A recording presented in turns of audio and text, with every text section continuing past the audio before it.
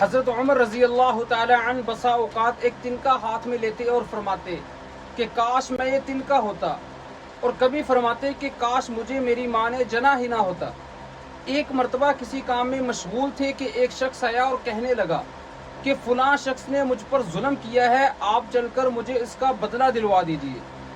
آپ رضی اللہ تعالی عنہ نے اس کو ایک درہ مارا اور یہ کہا کہ جب میں اس کام کے لیے بیٹھتا ہوں تو اس وقت تو تم آتے نہیں، اور جب میں دوسرے کاموں میں مشغول ہو جاتا ہوں تو تم آ کر کہتے ہو کہ مجھے اس کا بدلہ دلوا دو۔ چنانچہ وہ شخص چلا گیا۔ آپ رضی اللہ تعالی عنہ نے آدمی بھیج کر اس کو بلایا اور اس کے ہاتھ میں درہ دیا اور فرمایا کہ تم اس کا بدلہ لے لو۔ اس نے عرض کیا کہ میں نے اللہ کے واسطے آپ کو معاف کیا۔ آپ رضی اللہ تعالی عنہ گھر تشریف لائے، 2 رکعت نماز پڑھی، اس کے بعد اپنے آپ کو خطاب کر کے فرمایا کہ اے عمر، تو کمینہ تھا، اللہ نے تجھ کو اونچا کیا، کہ اے عمر تو گمراہ تھا، اللہ نے تجھ کو ہدایت دی، اے عمر تو ذلیل تھا، اللہ نے تجھ کو عزت دی، پھر لوگوں کا بادشاہ بنایا، اور اب ایک شخص آ کر کہتا ہے کہ مجھے ظلم کا بدلہ دلوا دو تو اس کو مارتا ہے۔ کل قیامت کے دن اپنے رب کو کیا جواب دے گا؟ بڑی دیر تک اسی طرح اپنے آپ کو ملامت کرتے رہے۔ آپ رضی اللہ تعالی عنہ کے غلام حضرت اسلم کہتے ہیں کہ میں ایک مرتبہ حضرت عمر رضی اللہ تعالی عنہ کے ساتھ جا رہا تھا، ہمیں جنگل میں ایک جگہ آگ جلتی ہوئی نظر آئی۔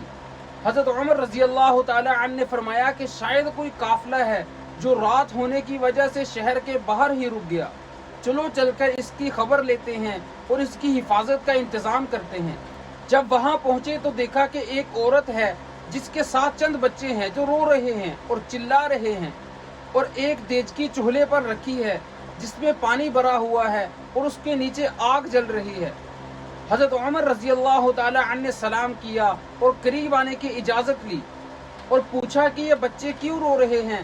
عورت نے کہا کہ یہ بھوک سے لاچار ہیں، اس وجہ سے رو رہے ہیں۔ دریافت فرمایا کہ اس دیچکی میں کیا ہے؟ عورت نے کہا کہ پانی بھر کر ان بچوں کو بہلانے کے لیے آگ پر رکھ دی ہے کہ ذرا ان کو تسلی ہو جائے اور یہ سو جائیں۔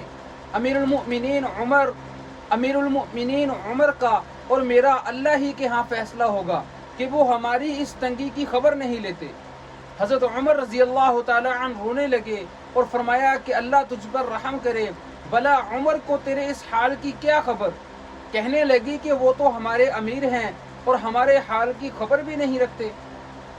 حضرت اسلم فرماتے ہیں کہ حضرت عمر رضی اللہ تعالی عنہ نے مجھے ساتھ لیا اور بیت المال میں سے ایک بوری کے اندر کچھ آٹا اور کھجوریں، چربی، کپڑے اور کچھ دیگر سامان لے کر حضرت عمر رضی اللہ تعالی عنہ نے فرمایا کہ اس کو میری کمر پر رکھ دو، تو میں نے عرض کیا کہ اس کو میں لیے چلتا ہوں۔ آپ رضی اللہ تعالی عنہ نے فرمایا کہ نہیں، اس کو میری کمر پر رکھ دے۔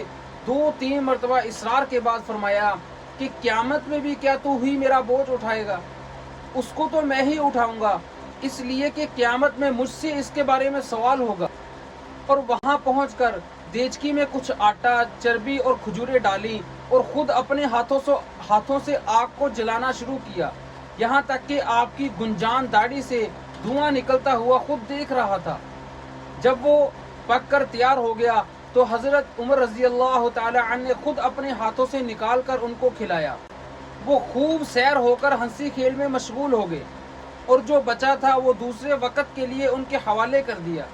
وہ عورت خوش ہوئی اور کہنے لگی کہ اللہ تعالیٰ تمہیں جزائے خیر دے، تم اس کے زیادہ مستحق ہو کہ حضرت عمر رضی اللہ تعالی عنہ کی بجائے تم خلیفہ بنائے جاتے۔ حضرت عمر رضی اللہ تعالی عنہ نے اس کو تسلی دی اور فرمایا کہ جب تم خلیفہ کے پاس پہنچو گی تو مجھے بھی وہیں پاؤ گی۔